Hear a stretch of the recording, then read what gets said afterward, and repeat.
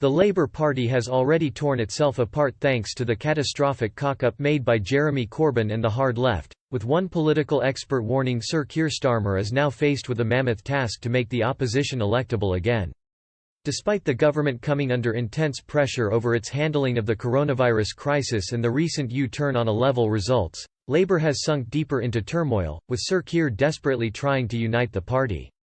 Hardcore factions have already expressed anger and frustration at Sir Keir leadership, with Jeremy Corbyn supporting campaign group Momentum recently accusing Labour of trying to destroy far-left elements of the party.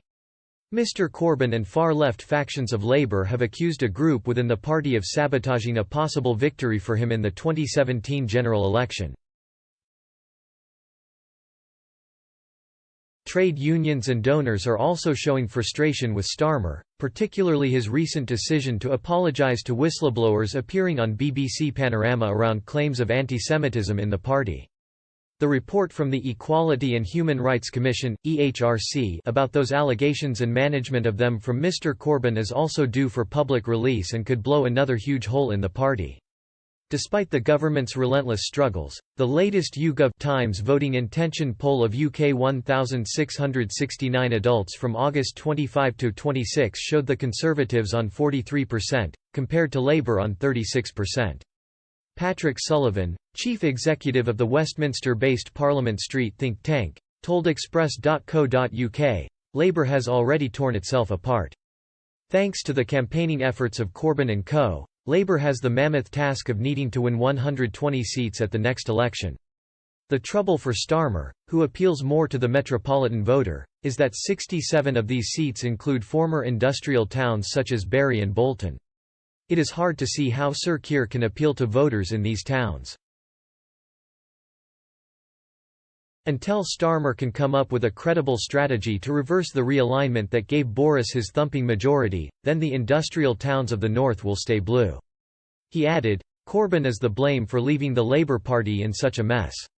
He lost December's general election in part because the anti-Brexit camp fragmented. The incompetence of the hard left of the party has left the Starmer administration with too much mess to clean up. Until Starmer leaves, the hard left of the party is little more than a minor voice given the catastrophic cock-up they made of the last election. John MacDonald, head of government affairs at the Adam Smith Institute think tank, warned Sir Keir quickly needs to reshape Labour, minimising the influence of Corbynite ideologues who have tarnished Labour's reputation. He told this website, Starmer will have to radically reshape the party, minimising the influence of Corbynite ideologues who have tarnished Labour's reputation. He must restore it as a party that can represent normal, working people as opposed to the far-fetched fringe fantasies of an Islington elite. Boris Johnson's government has had to deal with unprecedented challenges almost from day one and has far from a spotless record in dealing with the pandemic. Polling indicates the British public have generally been accommodating during this crisis. While some would prefer Keir Starmer to be on the offensive in hammering home the government's failures at the dispatch box, Corbyn demonstrated that relentless and sensationalist critique of the Tories only further entrenched public dislike of the Labour Party.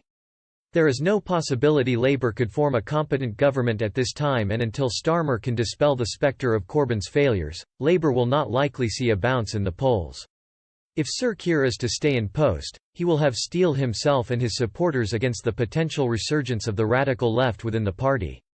With the EHRC report potentially in the near future, Labour's deep, barely plastered over divisions are set to be reopened. Starmer should be preparing for an all-out assault from Labour's embittered radicals.